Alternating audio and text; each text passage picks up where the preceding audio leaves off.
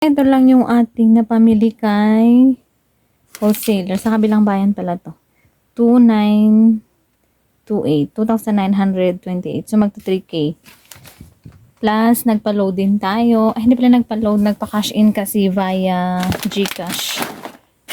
Or online payment ang bayad natin sa loading system natin. So, tingnan natin yung napamili natin na worth 2,000. Bali 3K. Tama na. So, bumili tayo ng isang box na nata. Binuksan ko na para yung ipapakita ko na lang sa inyo yung mga laman ng carton. So, eto guys. Walang orange dito sa ano. Green ang panalo sa nata natin this day. So, mabili sa mga bata. Pero ilang buwan din akong hindi nakapamili at yung cola and drinky yung aking binibenta. Ngayon is naghanap yung mga bata kasi mas matamis daw ang nata kesa sa mga yon. Kasi yung iba is sawa na sa mga ganito nata.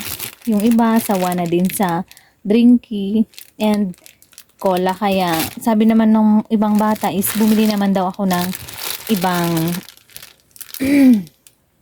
mga ganito. So, pwede din daw akong gumawa ng ice candy kaso medyo hassle kasi inuubo tayo at hindi pwedeng maghawak-hawak ng mga ano muna, mga ganon. Kasi ibebenta natin, hindi pwedeng baka mahawa pa natin yung mga bata pag ganon. So, sa susunod na lang tayo magbenta ng ice candy na gawa natin. So, ito yung napamili. Isang box na nata. Madami akong daldal. Tapos, try ko ito. Bagong paninda sa ating tindahan. Popcorn. Chocolate popcorn. 22 po ang puhunan. Pagbebenta ko nito.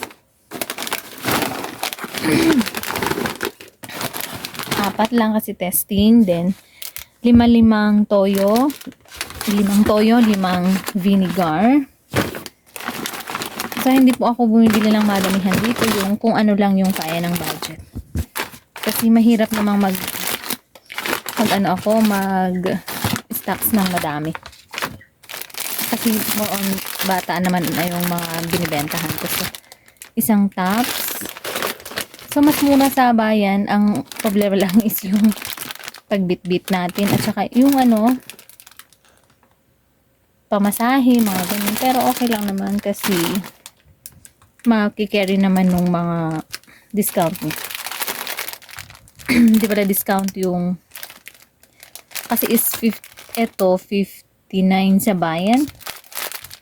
Samantalang dito is 60 to yung mga nagmahal na dito kasi sa mga wholesaler dito sa amin.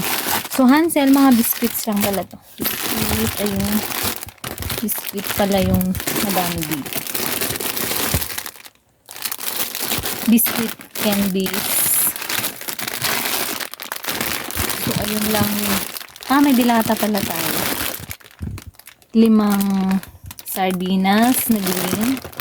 And 5 din. Mas mura kasi sa bayan ito. Kaya doon ako namimili ng fresca tuna. Ito po ang mabenta sa amin. Fresca tuna. Hindi po yung 555 ba yun? Pero itry ko din yun sa susunod. Kasi parang cheaper yun kesa dito sa fresca tuna. Mahal kasi dito kay wholesaler 37 po kay wholesaler dito eh. Kaya mas gusto ko sa bayan mamili. Kasi yung pagbenta ni wholesaler sa amin na 37 is pwedeng yun din ang pagbenta ko dito. Diba guys? Ihanap natin yung mga budget natin. So, ito, dilata at saka biscuits and candies pala to. Balik ko. Bago ako mag-display later. Later talaga. So, ayun guys. Tapos, tingnan natin naman. Dito lang sa chichirya. So, bumili na ako ng isang plastic. 50s yata to. 1, 2, 3, 4, 5. Kasi mabilis maubos ang chichirya dito sa akin. For the last week lang. Yung ilang beses akong nabili kay wholesaler ng chichirya nauubos. So, bumili na ako sa bayan ng isang ganyan na cracklings. Cracklings kasi ang mabenta. And then ito, tingnan natin ito. Chichirya din pero iba-iba. Ayun. Chichirya, so 60. Iba itong 50, 'di ba? 50 na itong cracklings. Then ito is halo-halo. O, sabi ko nga halo-halo, may napkin pa. May napkin pad. So kailangan din nating kahit mga 2 peraso, 3 peraso yung mga napkin natin, basta meron tayo. Lalo na sa akin na medyo hindi siya mabilis maubos yung kasi iilan lang kaming nire-regla dito. Tapos Pantene shampoo, nasaan si Sansirok? So 65 peraso yung chichirya natin dito. Tapos meron din tayong mga malalaki, yung Super Crunch, and then tahos o tatos. Mga ganyan. Iba-ibang flavor po. So, kailangan din natin iba-iba yung mga paninda natin para sa mga mahal nating suki na mga bata. Kasi naghahanap din sila ng ibang lasa, syempre. Kasi nakaka-umay, diba guys? So, yun lang pala ang ating sharing for today na ating napamili sa kabilang bayan. So, this is Verandi, ang igorotang tendero from Nueva Vizcaya, at naniniwala sa kasabihang panatilihing nakatapak ang paa sa lupa para hindi ka matumba. Yung isa na, daig ng maagap ang masikap. So, bye-bye po!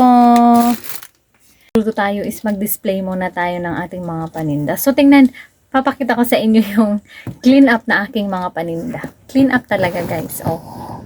Madaming wala oh. Tapos yung lalagyan ko sa likod. Chichirya po ang laman nun and talagang ubus na. Diba guys? Nako.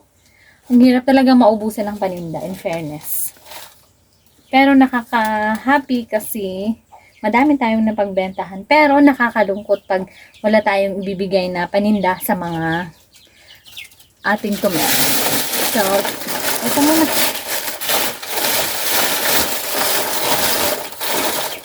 So, i-display muna natin ang ating mga paninda while di pa luto yung ating ulam. And pass 1 na siya. Ay, anong pass 1 na siya? Pass 1 na guys. Ganon kasi pag ang ating tendera. Diba guys? O yun oh, wala na talagang laman.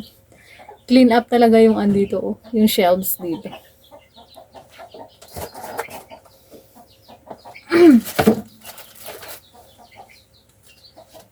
So, tanggalin na natin itong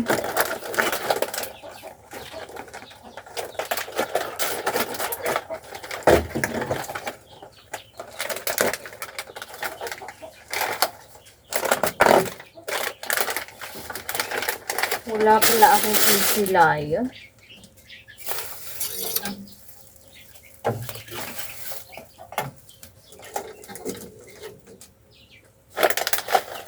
Nakakagutom guys. Gutom na ako. Pero kailangan natin mag-display.